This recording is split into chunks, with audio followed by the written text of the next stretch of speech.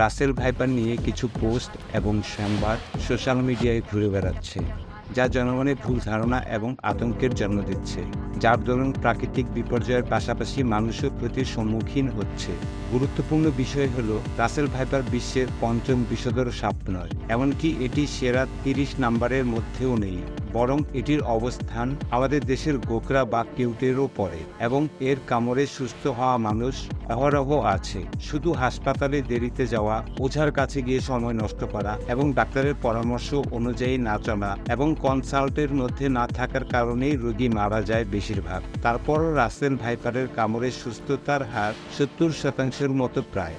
যদি সঠিক সময়ে সঠিক চিকিৎসা নেওয়া হয় তবে সুস্থতার হার 90%-র চেয়ে বেশি হবে, এমনটাই বলছে গবেষণায়। এরা বাচ্চা গড়ে 35টি করে দেয়, তাও প্রাকৃতিক বা ইকোসিস্টেমের কারণে অর্ধেক বাচ্চা এমনিতেই মারা পড়ে, যেমন চিল, পেঁচা, শিয়াল, বনবিড়াল, বানর, গুইসাপ, পেজি ইত্যাদি সহ আরও বেশ কিছু প্রাকৃতিক কারণে। প্রায় সব বিষধর সাপেদের ভেনমের মধ্যেই অন্যান্য ভেনমের উপস্থিতি থাকে। মূলত সাপেদের ভেনম হলো অনেকগুলো বিষের ককটেল বা মিশ্র। এই বিষ শিকারকে দুর্বল করা বা হজমে সহায়তার জন্য, তবে সেগুলো লিথাল বা মানুষ মারার মতো যথেষ্ট শক্তিশালী নয়। আবার এরা রাগের দিক থেকেও অনেক পিছিয়ে। বিশ্বের সবচেয়ে রাগী সাপ ব্ল্যাক মাম্বা, পাফ এডার ইত্যাদি থেকে তো পিছিয়েই, এমনকি গোকরা থেকেও পিছিয়ে। কোনো সাপই তেড়ে এসে কামড়ায় না, বরং সাপেরা মানুষদের এড়িয়ে চলা পছন্দ করে।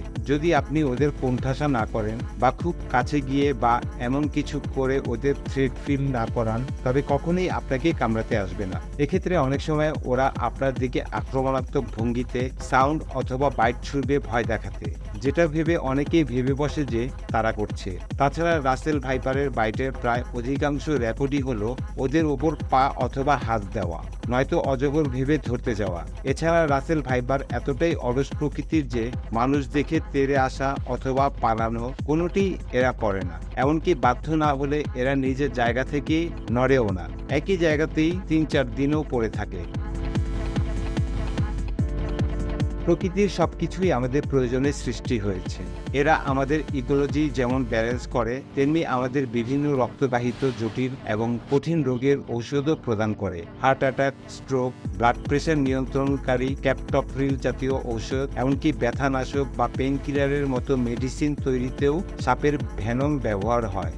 সর্বোপরি সাপ সহ সকল প্রাণীরা আমাদের ইকোলজি বা প্রকৃতির অংশ। একমাত্র সঠিক তথ্য এবং ধারণাই আমাদের সুরক্ষিত রাখতে পারে।